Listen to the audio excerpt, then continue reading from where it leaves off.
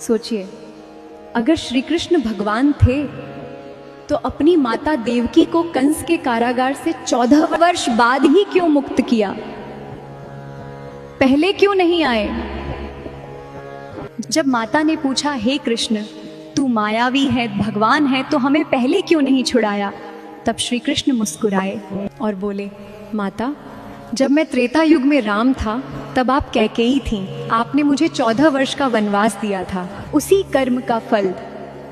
इस युग में आपको भी 14 वर्ष का वियोग सहना पड़ा। मैं नियम तोड़ सकता था, पर कर्म का नियम नहीं।